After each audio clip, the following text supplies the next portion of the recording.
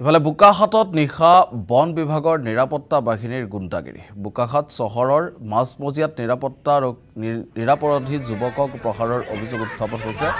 কাজিৰঙা ৰাষ্ট্ৰীয় উদ্যানৰ অগ্ৰাতলী বনাঞ্চলৰ বিষয়া মৃগাংক দাসৰ বাহনে খুন্দা মাৰি এখন বাহনত উক্ত ঘটনা সংক্ৰান্তত দুই পক্ষৰ মাজত আলোচনা চলি আছিল।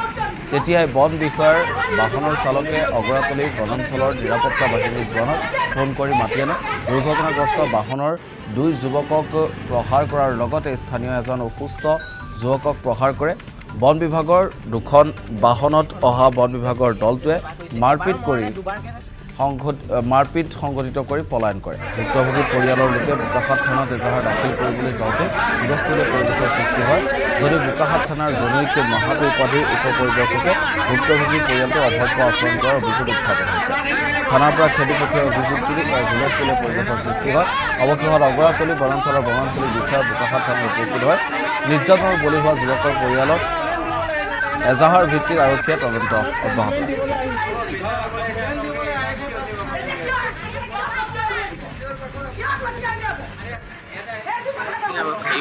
মহুৰাম খোপা আহি থাকোঁতে আমি মানে বাছ ষ্টেণ্ডত চাহ তাহ খাবলৈ ৰখিলোঁ অলপ।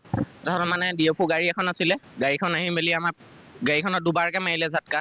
তাৰপিছত দাদাজনে ক'লে আপুনি নহ'লে গাড়ীখন বনাই দিয়ক, আমাৰো মানে মাজতে এক্সিডেণ্ট এটা আছিলে, তেতিয়া 11,000 টকা আমাৰ গৈছে। তাত পইচা নালাগে বাৰু, আমি ক'লোঁ ছাৰহঁতক, ছাৰ আপুনি পইচা নালাগে, আমাক সেই বনাই দিব লাগিব বুলি ক'লোঁ। তাত ছাৰে কৈছে ৰ'বা মই ফোন মাৰি আছোঁ ইচ্ছাপ ল'ৰাকেইটাক। তাত ফৰেষ্টৰকেইটা আহিছে, মানে সোধ-পোছ কৰা নাই আৰু যাকে পাইছে তাকে মাৰিছে। মোক 4-5জনে বন্দুক এনেকৈ দাঙি দিছে, বোলে বেছি কথা নক'বা ডাইৰেক্ট গুলিয়াই দিম বুলি কৈছে। মই কৈছোঁ ছাৰ মই একো কোৱা নাই। আকৌ দুজন মানে মোৰ ডিঙিটোত এনেকৈ ধৰি উঠাই দিছে।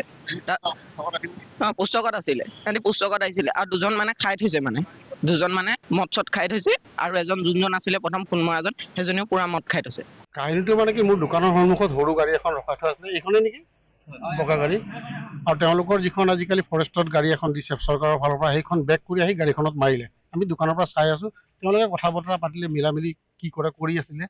এনি মিন টাইম গাড়ীত থকা ড্ৰাইভাৰজনে ফোন কৰি তেওঁলোকৰ গোটেই ফৰেষ্ট টিমটোক মাতি পঠিয়ালে।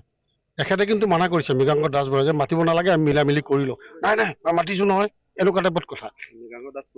মৃগাংক দাস ইয়াত ফৰেষ্টৰে কোনোবা হ'ব, অফিচাৰ ৰেংকৰ কোনোবা হ'ব, মই ভালকৈ চিনি নাপাওঁ। তাৰপিছত তেওঁলোকৰ টিম দুখন গাড়ী লৈ আহিলে, আহি এই গাড়ীখনত থকা ল'ৰাকেইটাক পিটিলে। মোৰ ল'ৰাজন, মোৰ দোকান আছে সেইখিনিতে,